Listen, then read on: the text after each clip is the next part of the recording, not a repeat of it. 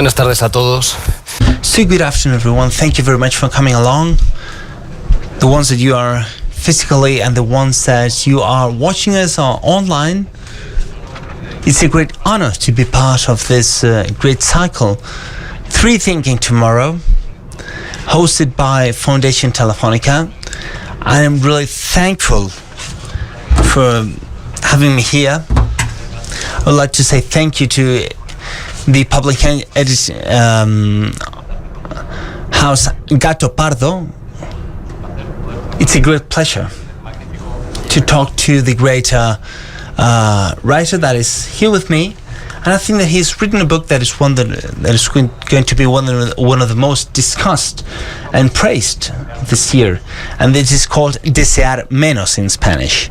I've been asked to say, for the ones that are following us through the internet, that if you feel to be tempted, or if you feel to convey any kind of question to the author, you should use the hashtags Desear Menos and Repensando el mañana. And when we are almost done, I will convey these questions to our author. For the ones that are here personally, I would say that when we are not speaking anymore, the author will be signing to everyone that is interested in taking it with them. I will read some sentences that I found on the press when I was preparing this speech. These are sentences that are taken by the magazines and newspapers. Less things, more happiness. This is one of the things from an author called Fumio Sasaki that has published a book called Cooled by Things. One of the subheadlines says, to get rid of everything that is not essential gives you a new answers of the world, a new existential mindset. And he explains that his author is inspired by Zen Buddhism. Another article, one, is it good to get rid of things? In this case, it is things of, it's an interview by an author that is called Minimalism Gets Rid of Everything That is, you don't necessarily in terms of mindset, etc. And she speaks about men's shui. And she said that resuming the author of our control is to resume our fate. You name it. So these are some little sentences that I found. The more you throw, the more you will find. Other thing, the more things in life are not things. Another thing, to get rid of your things will make you happier. Other thing, have least things, find more goals. Other thing, the first step to create the life you want is to get rid of everything you don't need. Minimalism, this is the fashion philosophy. It seems that it goes through the ancient world. It goes through the Mies van der Rohe's sentence, less is more, that it came from Robert Browning. It was inspired by the medieval monks, but Robert Browning or Bauhaus manager or everything of that, I mean, we don't care about that to see what we have as minimalism. This minimalism is here to stay. And as Carl says, minimalism in a very short time has invaded every single space of our lives. And the point is that this has in our life, it's kind of paradox that the country that has invented consumism is the country that capitalizes minimalism. This is an attempt of consumism. Maybe you've fight because maybe you have to have the static bicycle, the baby buggy, the 50 inches TV, the Thermomix, etc. And it comes a time where you feel like as the most time, the host time of Orlando, you have to go to sleep to the street. So I think that you have all gone through that idea. As our author says, the average house of our people has more than 300,000 of things, and they threw away around 3 kilograms of textiles. So we need to know what's the reason of the minimalist theorist wish. This is a very good essay, because the author has the knife within his feet, and he is trying to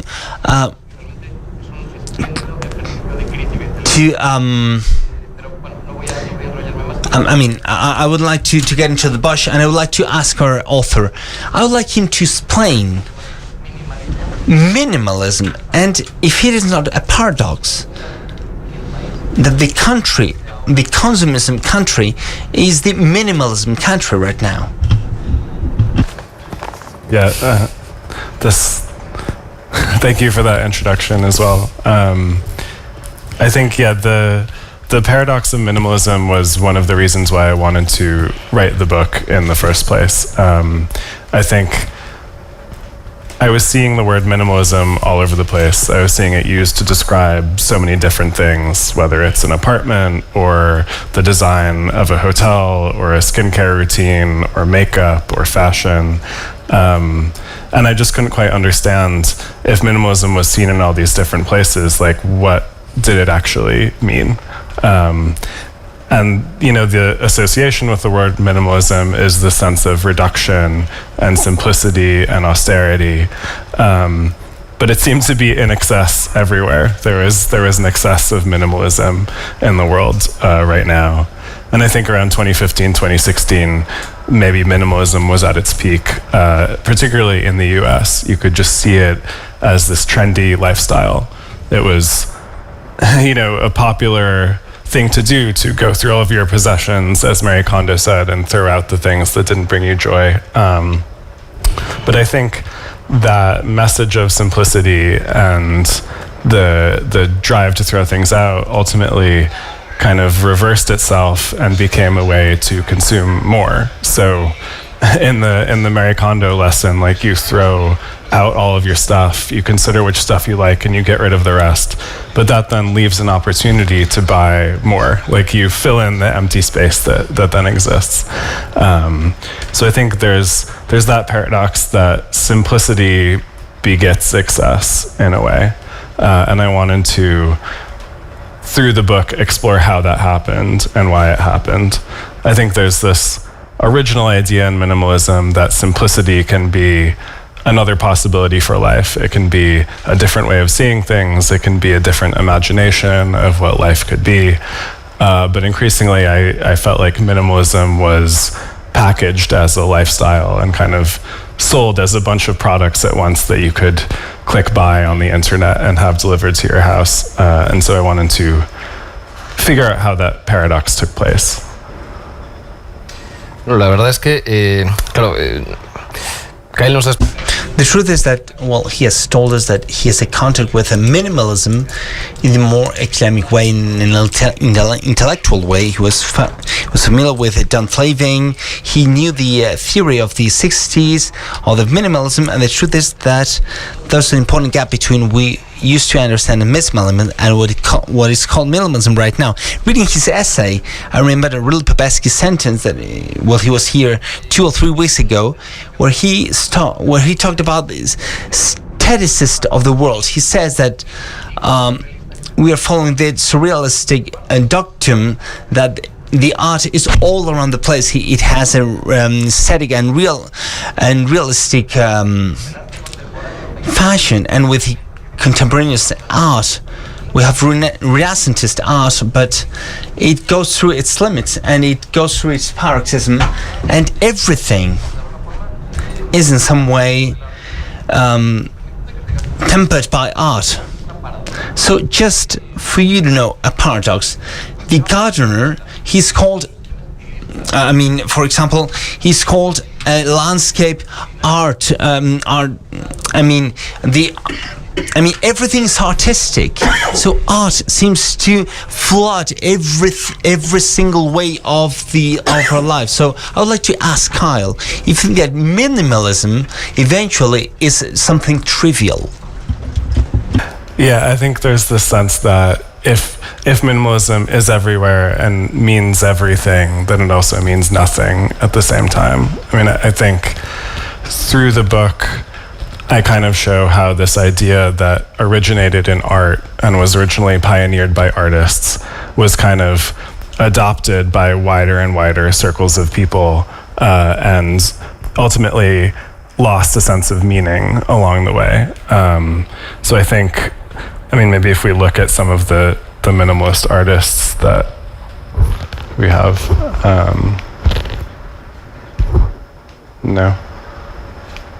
Oh, there we go. So it was kind of, I think at this point we see how minimalism is trivial and how minimalism is this kind of superficial lifestyle trend. And this is an image of a performance artist's house, I think, outside of New York. And she kind of lives in this vacuum of empty space. And this is kind of one of the images I was most struck by, because it just looked so inhuman and impossible to exist in. Like, by embracing this trend so much, we had kind of erased ourselves from the environment. But I think that idea of erasure and that idea of removal has its roots in art, and started in kind of the minimalist artists in the 60s, like Donald Judd or Dan Flavin, embracing kind of industrial materials and found objects and contextualizing that as art. And I thought that was a kind of radical gesture originally. They took, pre-made aluminum boxes in Donald Judd's case, or fluorescent lights in Dan Flavin's case.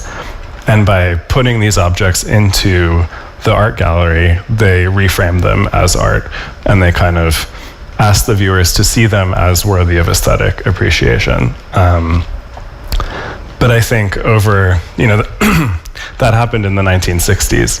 And so over the following decades, there's this kind of corruption that took place where that same act of reframing moved beyond the sphere of art and into, these different areas of life. So rather than putting a piece of aluminum inside of an art gallery and asking us to see it as art, instead with that image of the house, it was kind of like, you are the art object. Like, the person in this white cube is the art object, or the plant that you just bought is the art object. And it kind of, I think minimalism as a strategy worked really well, because it kind of forced us to consider everything as an aesthetic experience. But that moved very quickly into being a kind of marketing tactic, where if you're encouraged to see your house plant as an art object, then you find it as more, it almost functions as like a capitalist mechanism, that everything you buy is art, so you should buy more things and consider everything to be, as worthy of artistic appreciation as everything else. Es que después de esto se hace obligado hacer. It's compulsory to make reference to a Steve Jobs reference that is very famous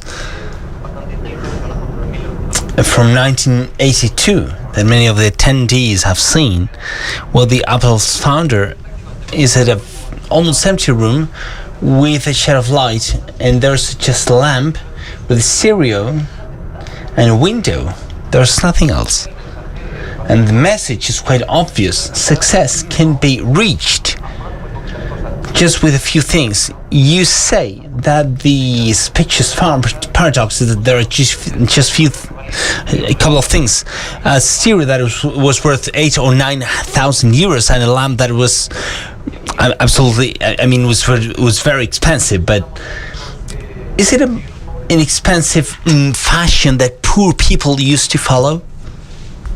Simplicity became a luxury aesthetic, or you can see in an image like this how owning nothing is maybe the most expensive option of all. So I think in that image you were talking about of Steve Jobs on the floor of his empty living room, he was just sitting on the floor surrounded by only one lamp and one stereo. And his message was like, these are the only things I need in my life. And yet those things that he had were the most expensive possible things. So I think, simplicity often comes from necessity. You have to appreciate only a few things because that's all you have access to. But I think more recently, it's become this form of elitism almost, that I can live with only a few of the most perfect things that I find, or I find my taste in only a few very, very perfect, very expensive things. So I think I might have an image of it in this slideshow. But you can see on the left and the right here, this is Kim Kardashian and Kanye West's house. So two of the most famous people in America, probably, these huge celebrity pop figures. And the interior of their home is this total void of space. And I think the message of that is not we have embraced simplicity, it's that simplicity is also the most expensive possible thing. And this kind of simplicity also relies on having access to so much else outside of that environment. Like, I think, in today's world, when we look at such an empty space as this, what makes it run is kind of the 24/7 system of on-demand delivery and, services that we can access through the internet that allows a space to be so empty. Like this room doesn't say, I content myself with nothing. It's not meditative or austere. It almost becomes this brag that I don't even need to possess anything to own everything. And I think it did become a fashion in a way. Like, fashions are always ephemeral and trends always grow and then pass. And I think over the past decade, we've seen a huge wave of a fashion of minimalism, and it became a signifier of an elite sense of taste, of wealth, and of power in some ways, that I don't need to have anything around me, and yet I still have access to everything at once. La verdad es que después de escuchar a Kyle, yo creo que es evidente. Well, I think that it's obvious that this attitude is one of the latest mutations of capitalism, but there are many people that take minimalism as a kind of anti-consumism or anti-capitalism. You explained it very well in the book, and it's something that, there are people that consider that it can be an opposed position to consumption, everything that has to do with Marie Kondo. Marie Kondo can promise you to make empty all your cupboards or your teacups, or even courses to make you become into a Marie Kondo course. This is worth more than $2,000. The Viennese philosopher said that revolutionary is something that revolutions itself. And this way, capitalism is trying to be there too. When there are some trends, in some way it makes you become into a product. So the later revolution of this revolutionary system that is capitalism would be minimalism, right? I think there's a way in which the radical idea of minimalism was commodified and was turned into a capitalist product. And capitalism has a very powerful way of doing that. I think it's not just minimalism. Any radical idea or any interesting difference or productive difference that happens in culture is usually adapted very quickly into a capitalist mainstream economy.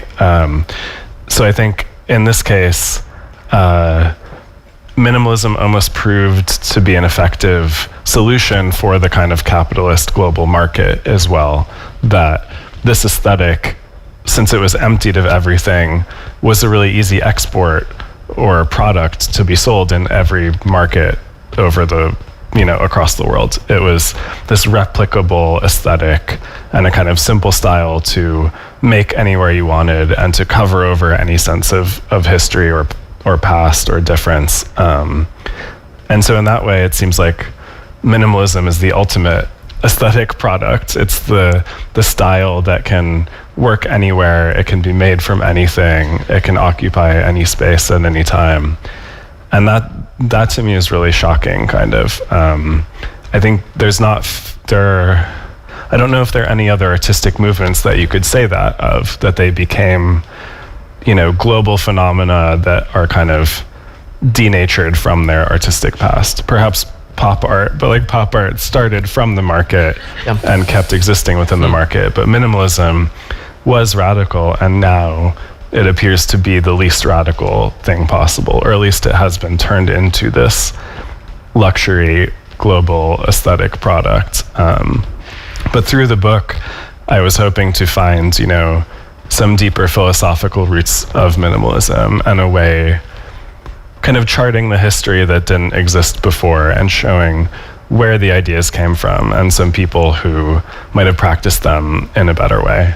So I often, like one of my personal favorite artists is Agnes Martin, who painted these very beautiful square canvases, about 6 foot by 6 foot. And they're mostly like grids, very simple grids, or just a few lines across the whole canvas. And this is a very simple aesthetic gesture, but to her it referred to this whole, you know, universal sense of humanity and beauty and spirituality. And yet you can see how that style has now become like a fashion that you can buy anywhere on the planet. And in the book I talk about going to the Guggenheim Museum for an Agnes Martin retrospective, and you see all these incredible, beautiful paintings, and you feel enlightened and amazing. And then you get to the gift shop at the bottom, and then you can buy clothing with Agnes Martin patterns on it. And I think that's kind of the ultimate transformation, is that you move from this beautiful idea that connects people and, you know, promotes transcendence into the product that you buy. And the product gains value from its link to that original idea. But the original idea is what's important. I mean, I think people have to like seek that out for themselves rather than just buying it in a product or seeing it on Instagram. Francisco de Asís decía, Francis of Assisi said, I need few things and very few things, but minimalism is a way of Franciscan thinking. In the United States they have Thoreau, which is the Francis of Assisi in that country. I remember one anecdote of Walden, that when he was isolated from the cities, he was in the mountains, and he would walk down to the village to buy the newspaper. And I think this attitude shows the paradox of minimalism. Minimalism is a part of this capitalism of experiences, like the tourism of experiences. I just want to say something. The etymology of experience, experience, is a dangerous journey. Nowadays, it's the opposite. You can enjoy something without the risks. You can live like a Touareg without leaving your car. You can live the extreme life of the third world, but you have your health insurance and your vaccines. You can a bullfight and everything, but without risks. And you can go to the village, but you can still have 5G. So I wanted to ask you whether this minimalistic fashion is just a way of doing something without the risk, like enjoying the comfortability of simple things without losing complex things. It almost appears as a form of indulgence in some ways, like you indulge in a sense of absence and austerity and simplicity without fully embracing that reality or even the philosophical mindset of it. So in Thoreau's case, you know, he lived in a cabin on a pond in the woods, and yet he also walked back to his mother's house to get his laundry done and to get food. And even in Francis of Assisi's case, it was very funny to read the stories of him, because he indulged in minimalism to an excess. Like he harmed himself almost through minimalism in order to show just how much austerity he could handle. And I think, I mean, in both of those cases, the goal or the consequence of minimalism is not quite the idea itself. It's this illusion of minimalism. And I think it's also become this luxury product that you can adopt or indulge in for some time without fully adopting. And I think like the best example of that I talk about in the book is sensory deprivation tanks, which, you know, in America have become this trend where you go to a spa facility and you close yourself inside this dark, silent bubble and you float on water and literally feel nothing for an hour and a half or 2 hours. And this is supposed to, like, indulging in this sense of nothingness is what prepares you to go back out into the chaotic world once more. So it's truly nothingness without the risk. Like, it's not the dangerous meditation of a Zen monk, for example. It's just a way to, you know, click a button and get some of this nothingness for a few hours, and that clears your mind to go back to the overwhelming consumerist reality, perhaps. And even the sensory deprivation tank itself is a luxury because it costs, you know, $150 for a session. So that was kind of the biggest joke to me, that you would literally pay for nothing, or you would pay for the experience of nothingness, not out of any sense of danger or risk, but almost out of a way to pursue more efficiency for yourself. In the book, you compare minimalism with classical theories like cynics, like Diogenes, who lived within a barrel. He didn't need anything. He didn't care about the social aspects. But of course there's something of cynicism in minimalism, but I think that there is like a replacing religious. There is one blogger, Joshua Becker, who's evangelist, and his logo is that Jesus was the first minimalist. And there was a survey carried out by the Simplicity Institute with over 2,000 people, and almost 90% of them considered they were very happy since they had entered this philosophy, ethic, or belief. Of course, this is not an aesthetic phenomenon. This is not a fashion, because if not, we would think that Marie Kondo and they're offering a simple solution that emptying your closet, but they are offering happiness. So some people say first they empty your closet and then they empty your wallet. So but many people say they are happy once they have joined minimalism. So is this a replacing religion? I do think it's a kind of spirituality, or a replacement for actual spirituality, where you know, often religion is a way of rethinking your life and figuring out a purpose or a way to exist in the world, like a creed that you can follow and a set of steps that you can follow. And if you only follow these steps, then you should be on the path to happiness or salvation. And with the Marie Kondo example, that felt very literal. Like there was a literal comparison there where she had her commandments and she had her process. And if you follow that process, you're supposed to reach this enlightened state. I remember there was one quote she gave once, or one thing that she said, that once she herself had performed her cleaning process with a person, they never relapsed into accumulating too much stuff again. So that's like, it almost feels like a conversion experience. Like if you only go through this once with Marie Kondo, you will be healed forever of your consumerist desire.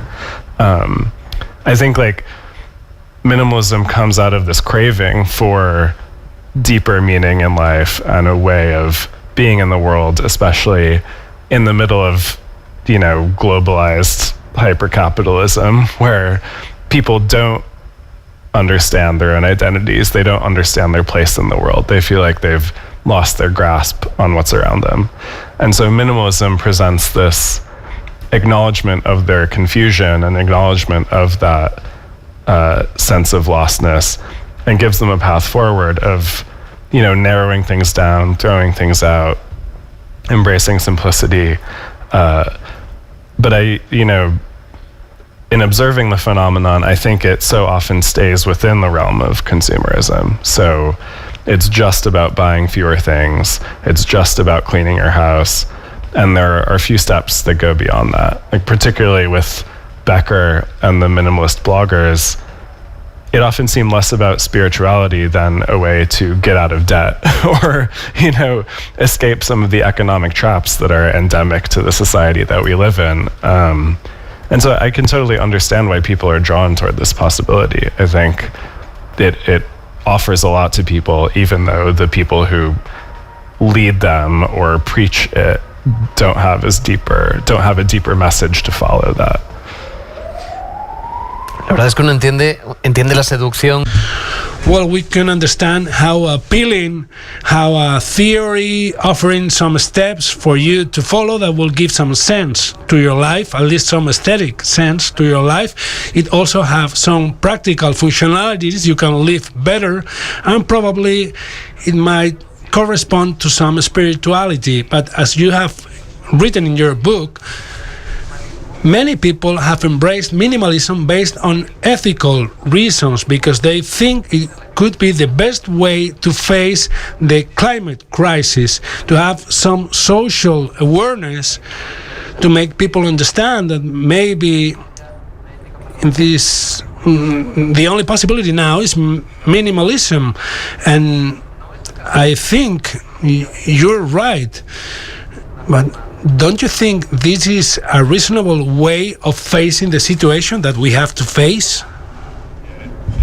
Minimalism is an inevitability for civilization as a whole. Like human civilization needs to be simpler, needs to stop growing as fast and consuming as much and aiming to encompass as large a space and as many resources as possible. Like I think minimalism has to happen on that level in order to cope with climate change and cope with humanity's literal impact on the planet. But I think where that gets confusing for people is they feel this sense of lostness, they feel the confusion of facing that calamity, and so they put it on themselves to change their individual actions when what's really needed is this much larger scale shift in, every society, in humanity as a whole. And perhaps like this kind of minimalism is a path toward that, or perhaps if enough people embrace this idea, then larger ideals start to shift. But too often, I think minimalism leads you also to focus on the self. So the lifestyle minimalism that people have been talking about doesn't lead to connection with the people next to you. It doesn't lead to a sense of overall human civilization. It puts more and more emphasis on the individual. So I despair at the idea that like minimalism could save us from climate change. But I do think like aesthetically or it can start to describe a value system that might be different from what we have. So there's an essay that I cite in the book called In Praise of Shadows by Junichiro Tanizaki, who is a Japanese novelist. And he was writing in the late 1920s or early 30s, I think. And he was describing a moment when Tokyo switched from running on candlelight and darkened rooms to this shock of electric light and electric trains and industrialized building. And he was kind of facing that transformation. And what that essay was about was the ways that he still valued that old world of, of shadow, like as he called it, this like darker world without all of the light and motion and energy that was being expended in this new wave. So I hope that at least minimalism can create a sensibility that might fit the future that we have to adapt to. But yeah, I think that needs much stronger forces than Marie Kondo and Instagram in the end. Bueno, la verdad es que supongo. Well, I assume that the phenomenon of minimalism should go together with the dematerialization phenomenon, because it is obvious that before, in order to access knowledge, we needed an encyclopedia that were 10 books, and now we have everything in our cell phone. Before, you needed to go physically to the classroom, and now you can be taught sitting at home.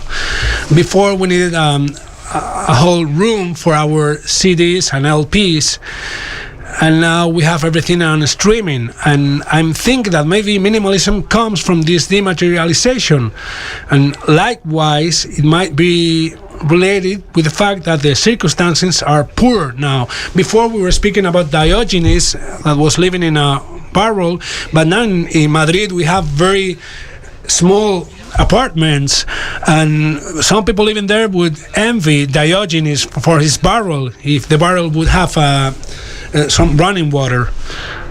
So my question is minimalism a son of its time? Maybe this is the time in history it should have appeared. I do think it's a consequence of dematerialization or digitization.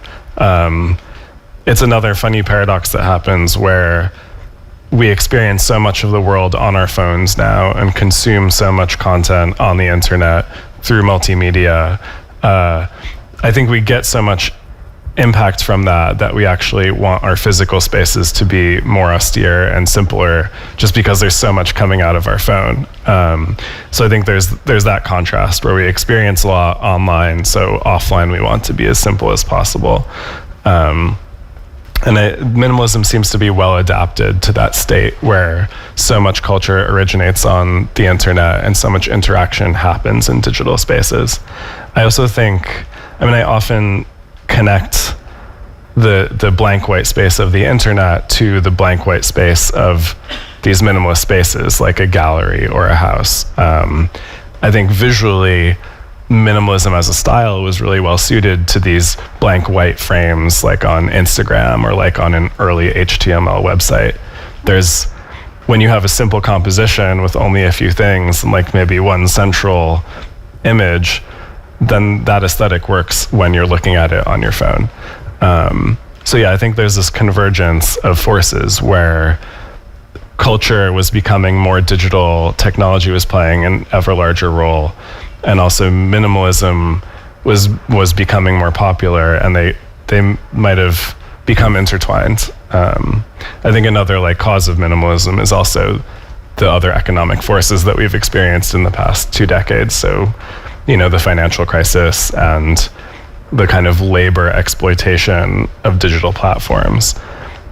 And that kind of atomization maybe also makes minimalism more appealing, because if you don't hold on to things, if you don't surround yourself with a lot of things, then you can always move on to the next gig, the next role, the next space.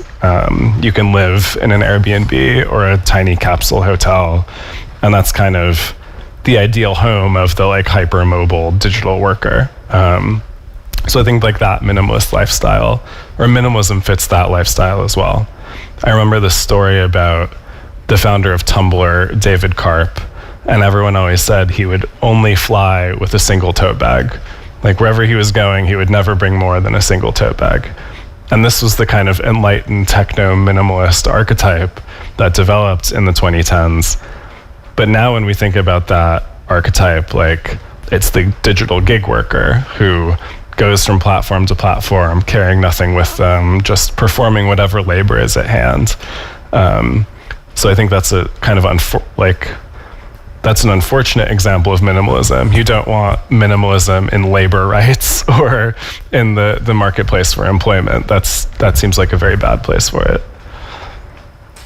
La verdad es que los buenos libros, y este sin duda lo es, hacen que veas. The truth is that good books, and this is a very good book, makes you think about it following this book. And I've been thinking about many things, and it seemed that maybe it was random, because after finishing it, there was a book that was released 2 days ago that is called Obra Maestra, Masterpiece. And it could be an adjective that it could include in the book. I won't be very, it speaks about sculpture by Richard Serra, the great master of minimalism art, and this is called Guernica Benghazi. And the point is that it's a humongous work. formed by 4 big pieces of steel, and the Reina Sofia Museum bought it in 1987. They exposed it for some time, and it went through its warehouse. And the point is that the company that was storing it went into bankruptcy, and they destroyed the warehouses. So someone wondered what had happened with that piece of art.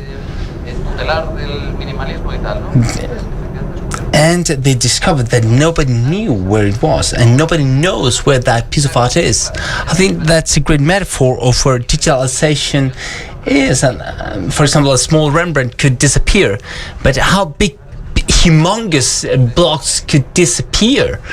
I mean, do you think that they have been victims of minimalism? Yeah, I think it's so ironic that like a minimalist sculpture could disappear like that, that this like huge, enormous gesture of creating the steel sheets and composing them could then just like vanish. And I think that might be a victim of the marketplace of the art world as well, which is the same force that commodified minimalism. Like minimalism went from this radical act of putting an industrial material in an art gallery and asking viewers to appreciate it, to like expanding that minimalist frame to the entire world, maybe. And so the art world has grown so much over those intervening decades that there's this vast global infrastructure of museums and galleries and, you know, storage locations where all of these masterpieces are held. And they kind of disappear from public view. They seem to vanish. And they might be a victim of their own success in that their ideas have become so omnipresent that almost that original object is no longer necessary or can be allowed to just dematerialize, and we don't need to see it anymore. Though I've described this anecdote before. I don't think it's in the book, but while I was writing the book, I was walking down Bowery Street in Manhattan, and on top of a giant pile of garbage bags, I saw this perfect piece of aluminum duct, like an air conditioning duct. And in that moment, I thought about how that air conditioning duct was like a perfect Donald Judd artwork. Like this is a pre-made box of industrial material, and if I took it home and hung it on my wall, it would be the same as a Donald Judd in many ways. So it's almost as if like everyone can practice minimalism for themselves. So do we actually need those artists' original objects now? Has the idea just become so adaptable and so omnipresent that we can practice it without the things being there? I find that kind of compelling. La verdad es que no hace falta decirlo, pero nuestro autor está... Well, our author is working through a minefield. They are speaking about humongous statistics. They say that it's some 7 million pictures. Well, it wouldn't be every single day, but it was something striking. 7 million pictures with hashtag minimalism. I don't know how many blogs or websites use this word. It's something striking. Of course, we've talked about minimalism field, everything that is under the advocation of Marie Kondo, and the people are really motivated. And I would like to ask you, what can you tell us about the retaliation by minimalists to the release of this book? Have you gone through problems? How have they taken it? I think I might need you to repeat the last part of that question. I'm sorry. Los minimalistas? Yeah, the minimalist people, maybe, have they felt offended with the release of this book? Have they felt attacked? Have you felt any kind of threat? Yeah, it was very funny to see the reaction in the United States. I think the book was originally released there in 2020, and so in January of 2020, no less. So that felt like the peak of the minimalist wave. That was kind of when Marie Kondo, shortly after Marie Kondo released a Netflix reality show about cleaning people's houses, and she was this kind of omnipresent phenomenon. And I think my book was seen as more of an attack on her and those people than it actually was. What I wanted to do was to provide more context for that minimalist lifestyle wave and provide people a way to go deeper into the phenomenon, not to cancel it out at all, not to say that it was entirely bad, but to say that there was a history here and a path that you can learn even more about. But I think the question that I most often got asked is, do you think minimalism is good or bad? That is to say, like, Marie Kondo says minimalism is good. Do you say minimalism is bad?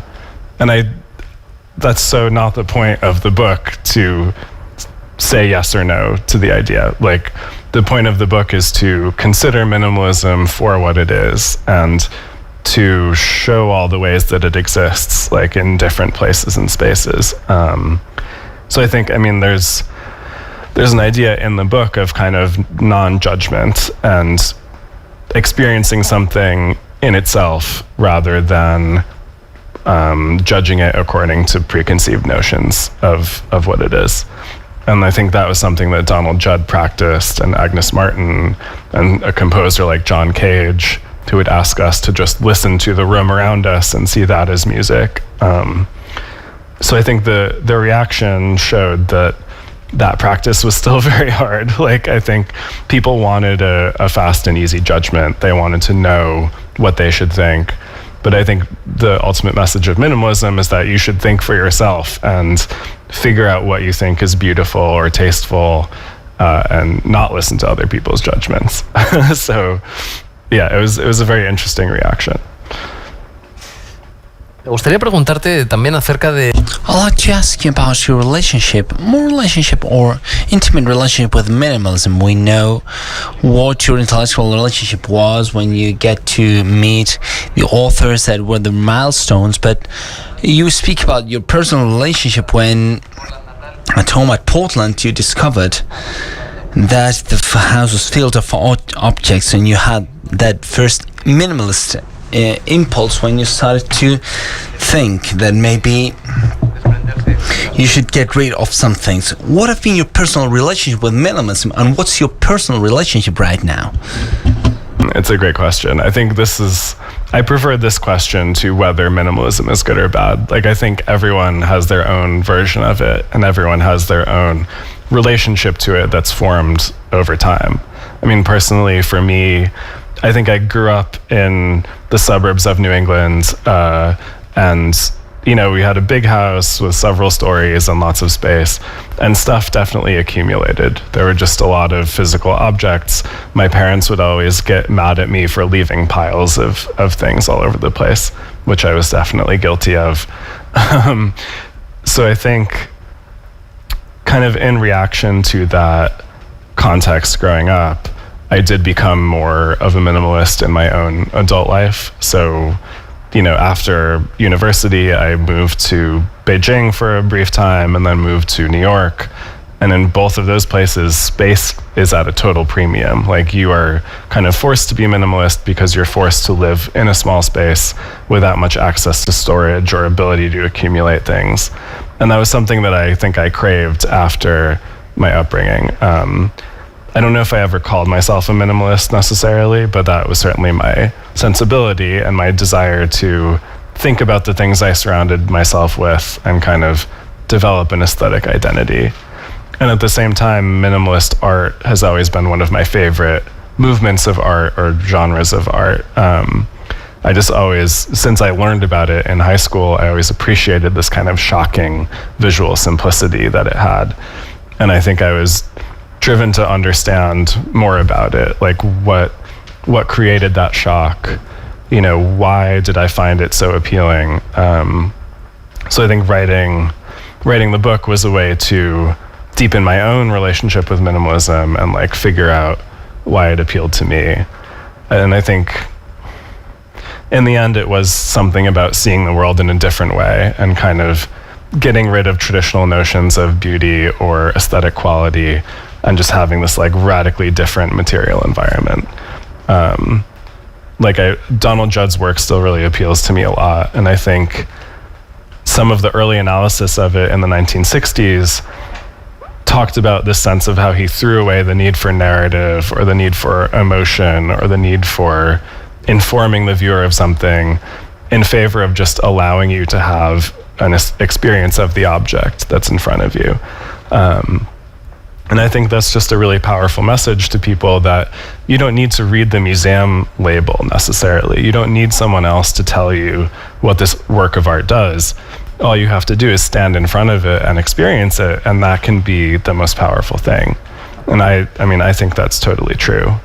As I was writing the book, I was very happy to get so many experiences of great minimalist art, like in Donald Judd's loft in Soho, just being able to see his possessions and his sculptures within the context of his life gave me the sense of how you can live with minimalism and how you can live with this like everyday practice everyday practice of aesthetic experience, that you can see value in everyday things and in everyday life.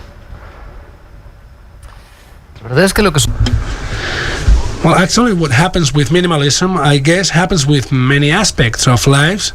It shows how hard it is to set a good example. For example, in rock and roll and pop music, there has been a musician that was related with less is more is the edge of U2. He was a guitar player that had always said that the less you have is better. It's better not to do virtuosist riffs with your guitar. He said that, but then the U2 LPs were overproduced. There were many sounds, special sounds, etc. So oftentimes we criticize minimalism, but actually we want to criticize how difficult it is to exercise minimalism. Between like the message and the act, I think. You want to believe in this ideal, and you want to think that this like provides a perfect answer for everyone and everything. But I think the reality is that everything is messy. I mean, no one can quite practice what they preach, and you have to find your own version of what works for you. And you can see that in minimalist art as well, I think. Like, you would think that a minimalist artist would surround themselves with nothing and like live, in a super austere way. But if you go and visit Donald Judd's properties in rural Texas, you can see that he was a massive collector of so much stuff. Like Marie Kondo would not appreciate Donald Judd's house because he just filled it with books and artifacts and other pieces of art. And yet I think when you see those spaces, there's this sense that he truly cared about everything that was in them.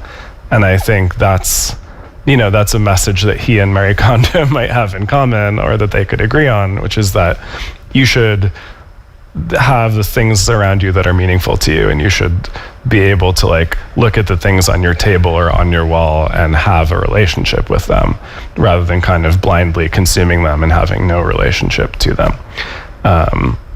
So there's definitely an irony there that no one can be as minimalist as they want to, I think. Me permito recordar.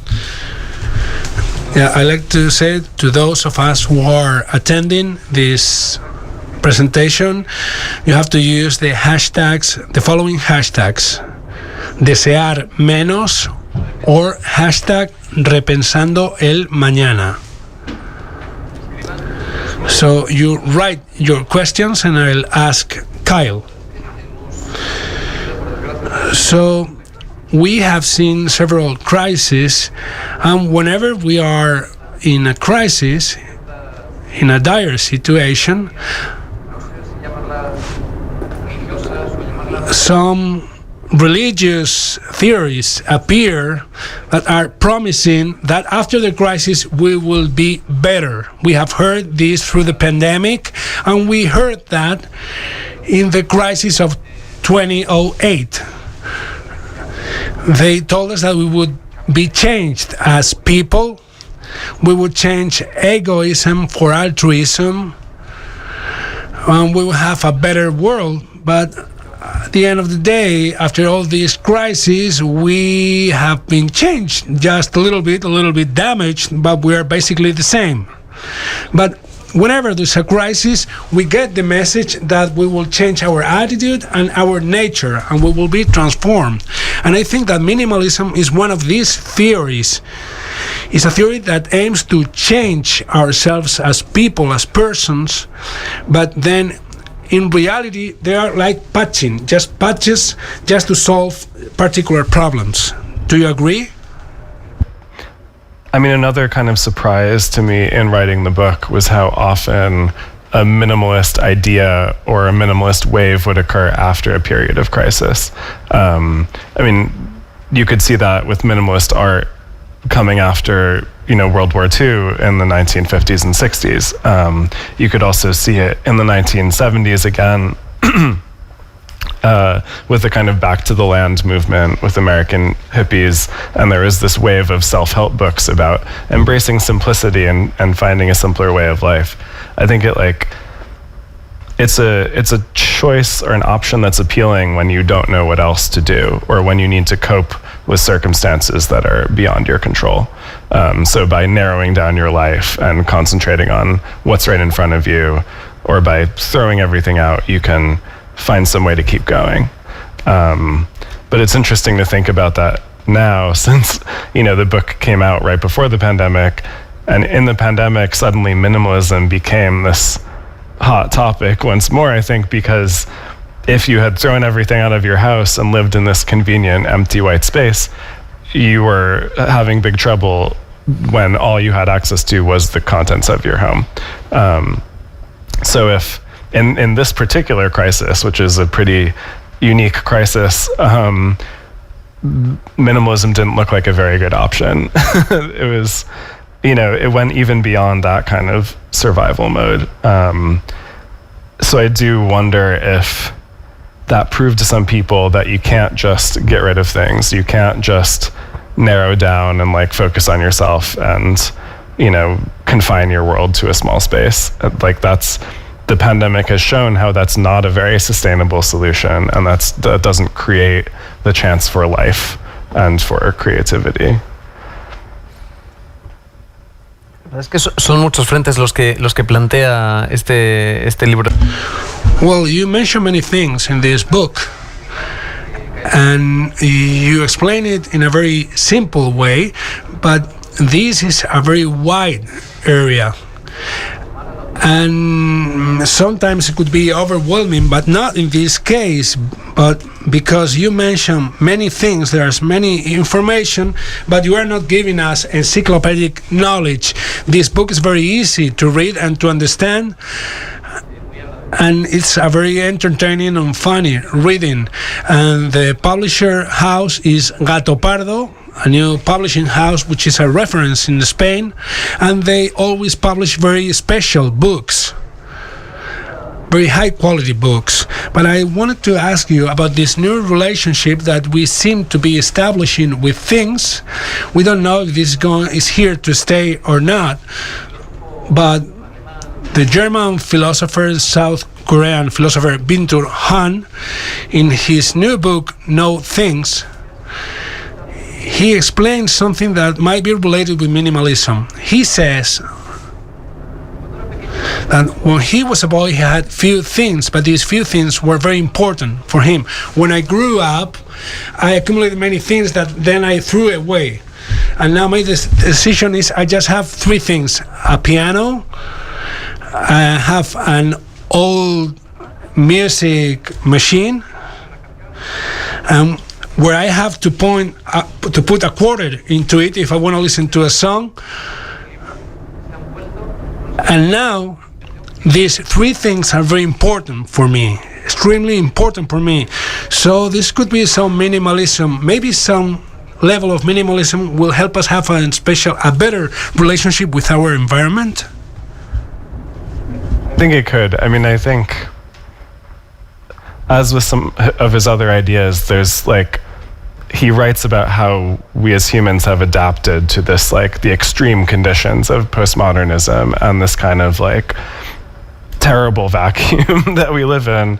And I wonder, I mean, in some ways that minimalist lifestyle and having only these few things around you kind of prepares you to function in this world without boundaries, that moves to any space, moves to any idea, embraces things quickly and throws them away quickly.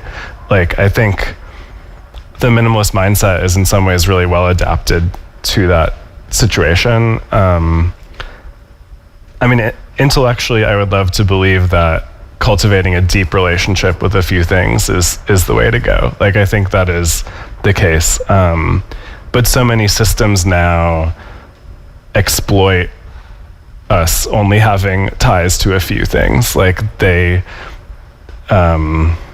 digital platforms would like us to be mobile workers and mobile consumers and mobile creators of content.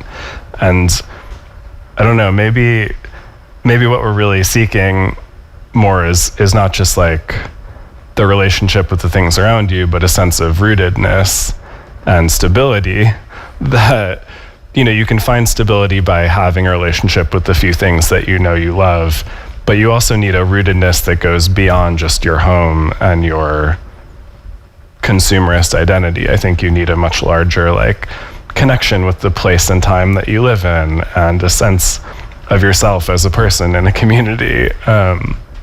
So I think, I think the idea of minimalism is related to rootedness, but I think that connection needs to be drawn out more. I'm curious to go farther down that path. I mean, you could talk about how Donald Judd connected his art to the land in Texas, and how he preferred that his art be seen in the land, in the buildings that he built there, as opposed to a gallery or a museum. So a gallery or a museum is a force of decontextualization in that way. It doesn't build connections to anything. It doesn't connect to a place or a time. But he was creating art in a way that did connect to a place and did create a particular space around it. So I think that's something that I find more constructive than this lifestyle of only owning a few things. Bueno, la verdad es que... Well, actually, sometimes, especially during a crisis, it makes sense to look for order in our life through some external solution. I think that this image of this vacuum deposit, which is like a uterus, is a place where there is no pain, no complexes. You can go back to being a fetus with no pain. I think this is very interesting, because this idea between thought and architecture, for example, Wittgenstein, one of his main works was to build a house that was built according to his basic principles of vacuum, emptiness, light, and distance. Emily Wharton, his great work was not any of her books, but the Mount, that was a very impressive work. It was a revolutionary house, but was based on the Bauhaus principles. He was married with he was in an unhappy marriage, and in her house, her part of the house was isolated to the part of the house of his husband. So, and it was an open space concept. So we can understand that we would use these methods in times of crisis to find the solutions. But let me make a joke with this emptiness deposit of isolating. There's something with our time, because some time ago this was a torture. To sensorial isolation was done by the Inquisition, the Spanish Inquisition, and I think that the Americans have done it in the Abu Ghraib jail, where they would take a human being and force him not to use their senses, because that's a torture, because if you lose contact with your senses, you lose contact with reality. You don't have a sense of time, a sense of your body. So I was thinking this: And actually, I don't know what the question is, what my question will be. I'd just like to thank you. But I have many things I want to ask, but maybe I'm taking too long, and maybe this is the right time for the questions of the audience. Does anyone have a question for Kyle?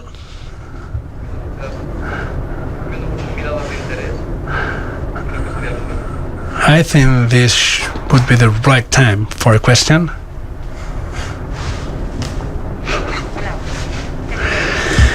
Hello, thanks for your presentation and for the book. So, regarding the book, I'm an old woman and I have gone through mandatory minimalism. I could not afford 70 clothes. I just had one. I didn't have a TV set. We had a radio, and we had to share it. And when there was a TV set, we would go to my neighbor's house because they were lucky enough to have a TV set.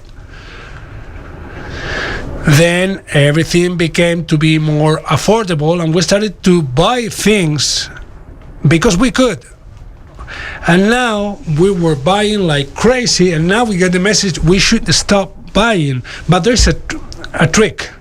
And what's the trick? You should not buy, but the thing is I cannot buy because what you're offering, again, is not affordable for me. I don't have that kind of money. Some time ago, I didn't have time for the TV set, but now I don't have time for this exclusive lamp. So it seems this is a cycle in history. Some time ago, people living in the rural areas would move to the cities. Then people in the cities would move to the land. I almost moved to the land, but then I thought I have more services in the city, so I came back to the city, and now I'm going back to the land. So this is quite confusing. One way, then the other way. So it is very complicated, but thanks a lot. Cycle is something that keeps coming back, I think.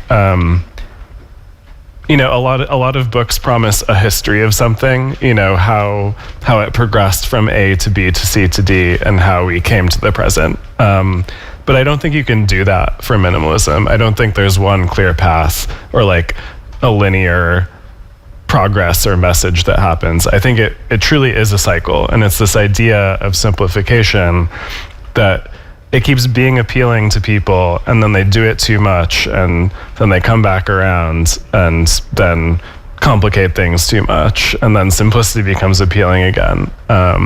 So more so than like a linear history, it's this kind of like looping process where it's a strategy, like minimalism is a strategy that's always attempted, but it never quite succeeds, or it never fully succeeds.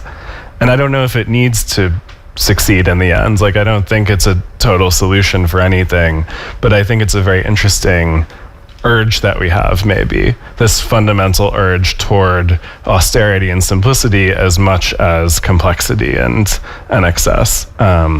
So through the book, I wanted to show how it was a cycle and how it was a kind of paradox always. There's always, it always comes with its other half, I suppose.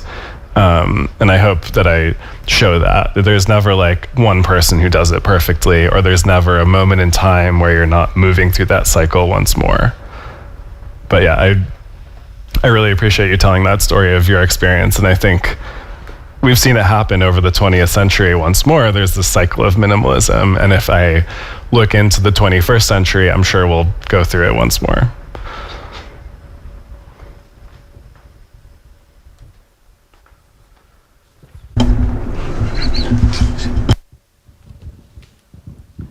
Gracias.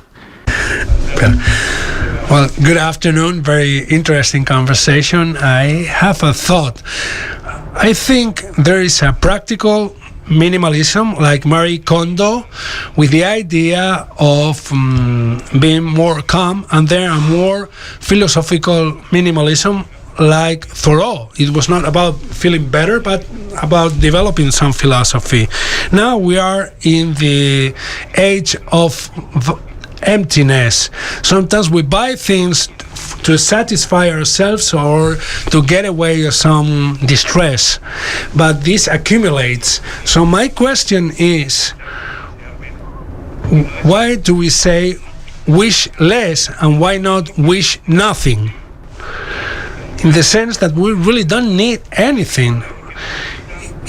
A rich person doesn't need anything.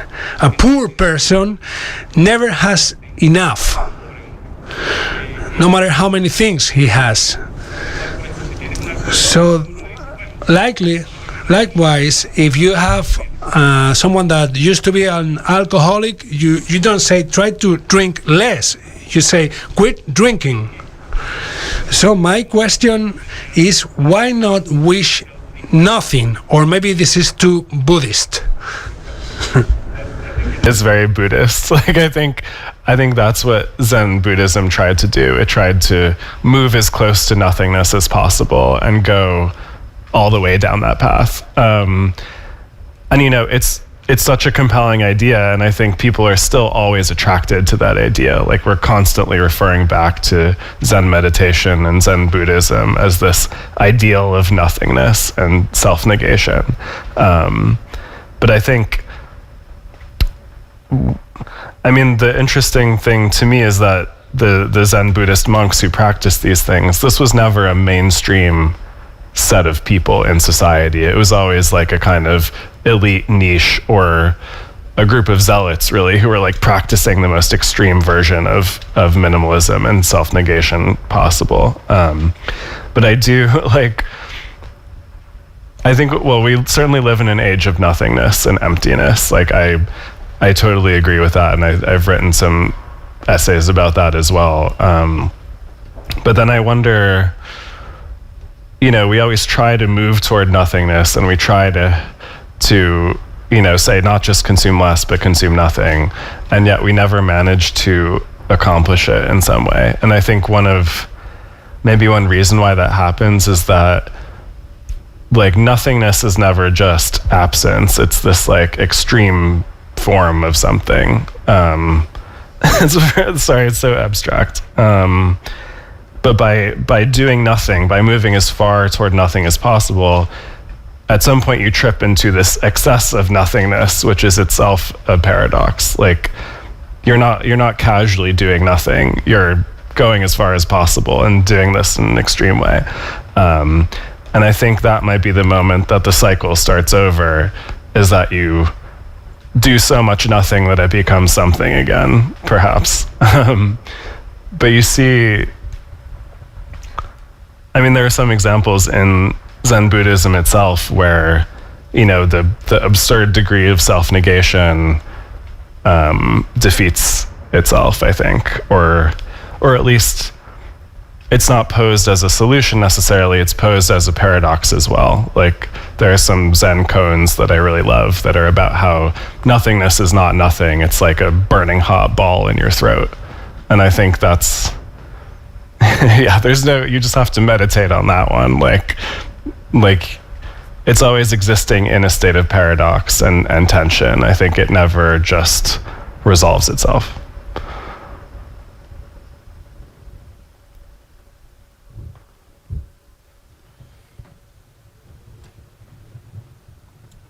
Hola, gracias. I wanted to ask you, how is your criticism to minimalism, how could it be applied to the thought of growing that says that the level of life that we have in developed countries is not sustainable and it is not necessary for happiness, that should be, and then it should be complementary. I don't know if you are criticizing minimalism because of its representations or because you really think that it doesn't matter what we consume, things will be the same no matter what we do. I certainly think that we should consume less. Like I think minimalism is a really practical idea in that way, that it helps us understand how to consume less and live on a smaller scale. So I certainly don't have a critique of that. I wish that more people could live in a minimalist way. And I think American minimalism has been a productive reaction to American consumerism and has shown people a different way of living. Though that was like quickly taken over by brands on Instagram trying to sell minimalist products and like cater to that new identity. So like even minimalism as a message of buying less became a way to sell things. And yeah, I think what I was hoping to do with this book was not to tell someone like what to consume or not to consume, but instead to like show how this aesthetic and this ideal is not just one thing ever. Like it has all of these different manifestations and different stories to it. So to almost to like complicate the idea of minimalism. And I hope, you know, the book is actually almost a series of biographies. So it goes through someone's life story and shows how their life relates to their minimalist work and kind of how they lived their ideals in various ways. So maybe like my message in that sense is like, there are lots of different ways to live with this idea, and maybe you can find one within one of these stories, and maybe it'll help you down that path or to find your own answer to this question.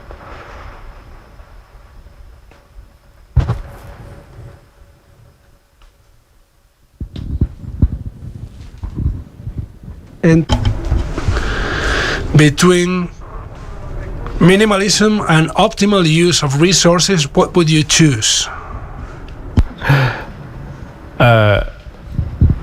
Well, at least the translation was optimal use of resources. And that to me sounds like a great idea. I mean, I think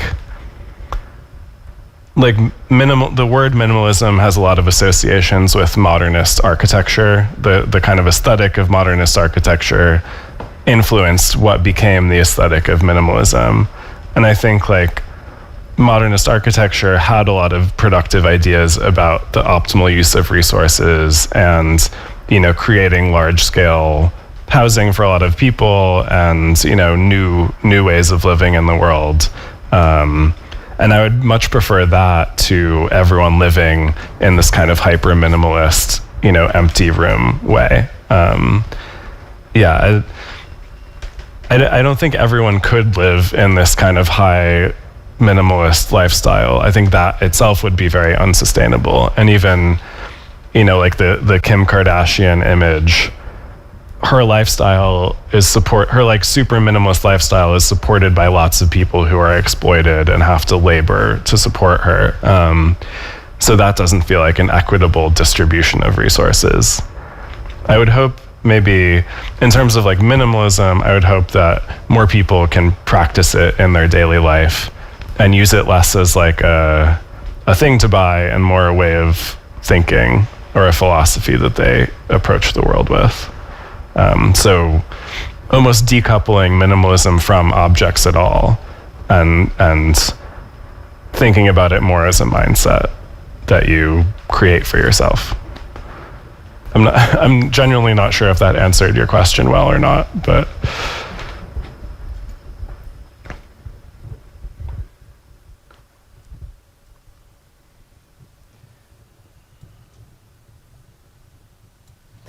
pues no hay más preguntas, ¿verdad?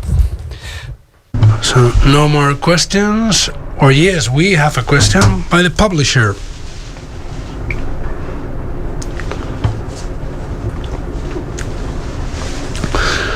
Mic's off.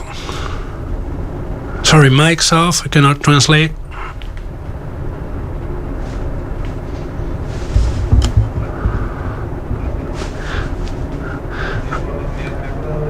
Well, I just remembered an anecdote by the philosopher Arthur Danton, and he makes a joke that if we follow down this path, when we go to a contemporary art museum, the hierarchy would be inverted. So instead of seeing the painting in the main place and then the comment in a smaller paper, it will be the other way around. There will be a very big piece of paper with the explanation of the art object, and then by one side will be the art object.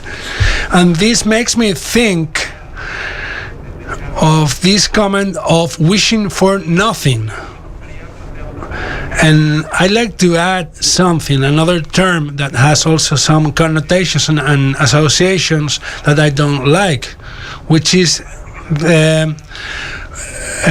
fullness, the term fullness. And I think there's some lines in your book about having a fuller experience of life, an experience of life that's not mediated through reality. So basically, what you criticize of minimalism is that we are putting many layers between us and the reality around us. We are getting away from reality, and we are creating a superficial nothing. So I wanted to ask you about this term and how you see the relationship of this term with minimalism, which is also a paradox that could be. How do you see this relationship?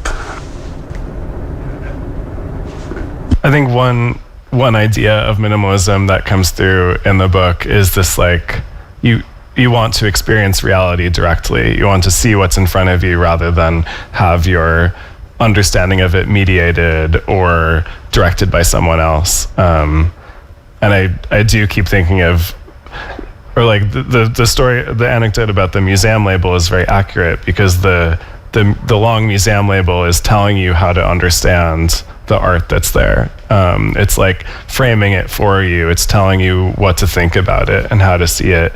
And I think the best minimalist art is about just encountering what's in front of you and encountering it for itself and taking down those layers of mediation. And I think that can often be a really beautiful experience, like to not think about what someone else is thinking, to just see what you are seeing, to concentrate on your own perceptions.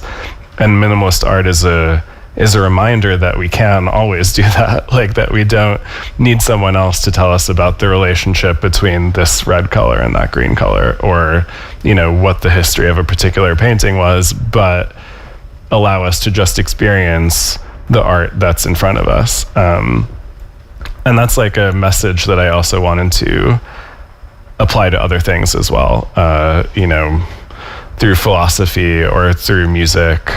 I think the story of John Cage in the book, the composer John Cage, is also works in that way, because he kind of asked his listeners to just hear everything that's around them as music. He asked them to listen to the world and see it with as much aesthetic value as they would a symphony. So at one point in the book, my girlfriend and I, who's right there, we went to a concert hall in the woods in upstate New York, where John Cage's famous piece, 4 minutes and 33 seconds, had been performed. And that piece, of course, is when a musician just sits down at the piano, opens the lid of the piano, but then plays nothing on the keys. And for Cage, that piece was not a piece of nothing. Like that was not the absence of music. Instead, that gesture framed everything that was happening in that moment as the music. So, you know, in the case of when he first performed it, the audience kind of got mad that no one was playing anything, and so they started to get up and make noise and leave.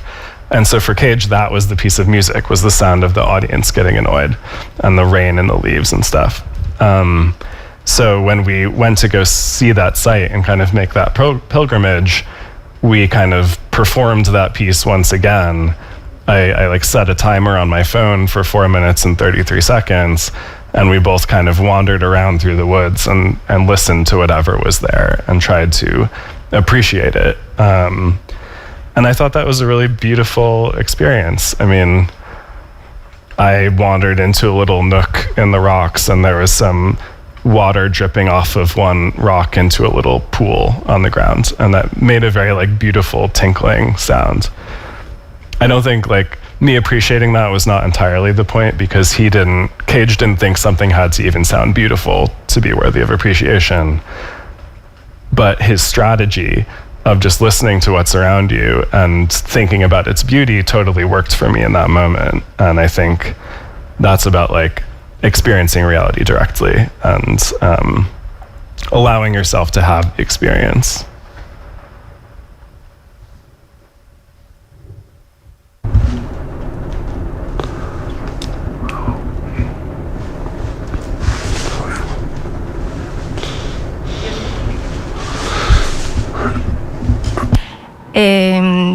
I'm reading the book, and at the beginning you mentioned Sunrisa Anderson and her experience, and I read Marie Kondo's book. When my mother died, I went and I moved to her house, and each thing had their place according to my mother. Then I fell into a depression because I could not get rid of all these things. So someone told me about minimalism, and I emptied some rooms, but then the void of the house was not me. When I tried to face the fact of getting rid of my mother's clothes, I was not able to do it. It was a personal thing. But Joshua Becker, the minimalists, I've heard of all of them, but I think that you don't have to get rid of things that are important to you, but of course you have to try and lead a more simple life. Don't buy as many things. But you know, I got confused because I wanted to follow minimalists, and then also when I followed this Netflix Marie Kondo show, when a woman opens the closet and Marie Kondo says she should throw away all clothes from her husband, and at the beginning I did something like this, and now I regret it because there were things that belonged to my mother. I had enough storing space, and were things that took me back to my childhood. I understand the concept of minimalism. I'm a photographer, so this is how I first experienced minimalism, but I think now it is a commodity already. It's commodified. But if you enter minimalism, you should be able to understand what you really want, because some friends of mine asked me if I could help them, and I wasn't able to give any piece of advice. And with your book, I don't know what happened with Sunrisa, because she was let down by minimalism, but I don't know what happened to her eventually. So, and thanks for your presentation. I mean, a lot of people actually turned to minimalism after a family member died or after a parent died, and they needed some way of understanding like the stuff that was in front of them. And maybe that's like another form of crisis that minimalism responds to. It gives this solution or a process that you can follow. So I really appreciate hearing that story from you as well. It's like it shows just how deeply appealing minimalism can be, but then also the risk of maybe following it too quickly or just going through the steps that might be listed in a book or whatever. But with Sunrisa, so Sunrisa Anderson is a woman whose story opens the book. And she grew up with her mother being a hoarder, and so her mother just kept everything they ever had in their house. She would accumulate, old clothing, old kitchen supplies, things like that. And so when Sunrisa moved out on her own, she joined the military. She started to earn her own living and got her own house. But then she found that she was hoarding as well. She kind of had this problem, or she was kind of recycling the same problem.